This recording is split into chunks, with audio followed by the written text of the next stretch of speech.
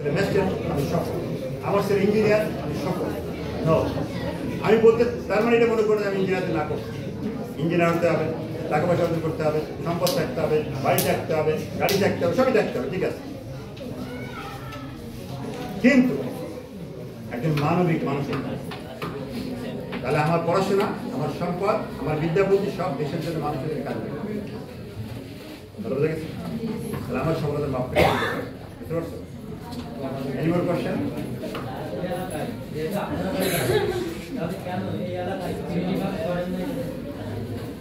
আমি কিছুক্ষণ করে উত্তর দিয়েছিলাম, বললাম যে আমি বাড়িতে আসছিলাম,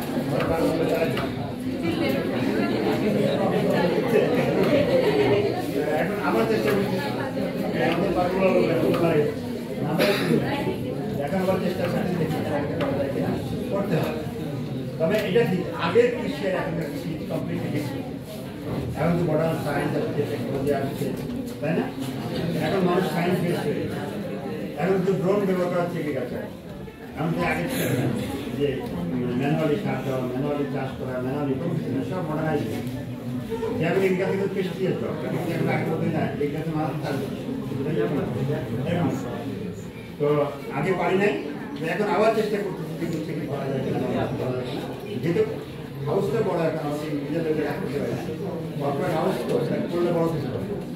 এখন যে 20,000 টাকা পাওয়া যায়, 10,000 টাকা পাওয়া যায়, বড় একটা ফার্ম করবে, হয়তো ধর্মত করে 2,000-5,000 টাকা সেরকম প্ল্যান করতেছি আমরা। আর তাহলে আমাদের বাংলাদেশের কি কি উন্নতি হবে? হ্যাঁ, বিজ্ঞান অবশ্যই লাগবে। আমি আগেই বলেছি যে পপুলেশন বললাম না, এখন মানুষ 18 কোটি, এই মানুষ হবে 50 সালে 25 কোটি, তারপর 35 কোটি। তাহলে 35 কোটি মানুষকে তোমাদের চিন্তায় ঢুকাতে হবে যে আমাকে খাওয়ায় বাচ্চায় রাখতে হবে, তাদের না খেয়ে মারা না যায়, ঠিক আছে? তাহলে এখানে বিজ্ঞান কাজে লাগানো ছাড়া বিকল্প কিছু নাই। নাম্বার 1 সলিউশন কি? যে ইউনিট এরিয়াতে প্রোডাকশন বাড়াতে হবে। আগে 1 বিঘা জমিতে 10 মণ ধান হতো, আমি এটা যদি এখন 18 কোটি তো 3-18-54, তাহলে 10 মণের জায়গায় আমি 30 মণ ফলন আনতে পারি এমন জাত ব্যবহার করব, এমন উন্নত জাত ব্যবহার করব যার ফলন হবে 30 মণ। তাহলে কি হলো? 18 জায়গায় যদি 18-54 কোটি হয়, তাহলে কি নাকে মারা যাবে? তাহলে আমাকে ওরকম জাত দিতে হবে যাতে করে হয় না? গরুতে 100 দুধ তো কত? 2 কেজি, এখন 40 কেজি গরু আসছে না? আসছে না? একইভাবে আমরা যদি উন্নত জাত ব্যবহার করি, এটা করা সম্ভব। শুধু এটা না, আরো অনেক কিছু আছে। একটা আমি বলছি জাত যে একটা, এছাড়া অনেক প্রযুক্তি আছে। আমরা বাতাসে ফসল করতে পারি, পারলে আমরা বিশ্বাস হয় না? বাতাসে ফসল করা যায়, জলে ফসল করা যায়, মাটি ছাড়া। ওরা সয়েল লেজ বলে এটাকে, আমি লেকচার মাঝে মাঝে দিব আর বলছি। তো মাটি ছাড়া গাছ হয়, মাটি ছাড়া গাছ করা সম্ভব, বাতাসেও করা যায়, পানিতেও করা যায়। তাহলে বাংলাদেশে যে ডক্টর ইউনূস সাহেব যেটা বলছেন, এই কথা উনি এখন বলছেন, কিন্তু আমরা অনেক আগে থেকে বলে আসছি, ব্লু ইকোনমি।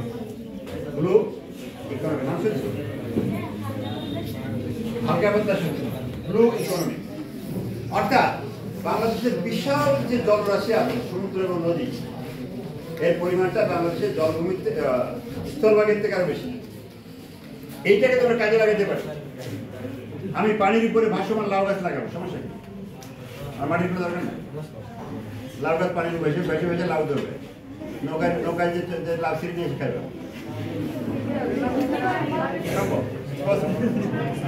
হ্যাঁ, মাটি ছাড়াই করা যাবে। Floating agriculture by already science এটা ডেভেলপ করেছে। বাতাসে গাছ আগে বলছি যে গাছের দরকার হলো 17টা এলিমেন্ট। এই 17টা এলিমেন্ট যদি আমি দিতে পারি তাকে, সেটা বাতাসে থাকলো নাকি মাটি পানি থাকলো, দ্যাট ডাজ নট ম্যাটার, ওগুলো করবো, কিন্তু দেওয়ার ব্যবস্থা করছি, সেটা আমরা করেছি। আবার একই সাথে যদি প্রযুক্তি এবার ডেভেলপ করা যায়, একটা ফসল আলু এক জায়গা হয় আর টমেটো আর এক জায়গা হয়, আমি একটা গাছই করবো, আলু যদি মাটির নিচে হয়, সেই গাছেরই মাটির উপর যে অংশ সেখানে টমেটো ধরবে। তাহলে কি হলো? অর্ধেক জমিতে আমি 2টা ফসল পাচ্ছি, টমেটো পাবো, আলুও পাবো। এইভাবে তোমাকে চিন্তা করতে হবে, বিজ্ঞান নিয়ে আসতে হবে এই কৃষির সাথে। নিয়ে আসতে পারি তাহলে বাংলার মানুষ যদি 35 কোটি না 50 কোটিও হয়, একটা মানুষের নাকে মারা যাবে ইনশাআল্লাহ, ভয়ের কিছু না।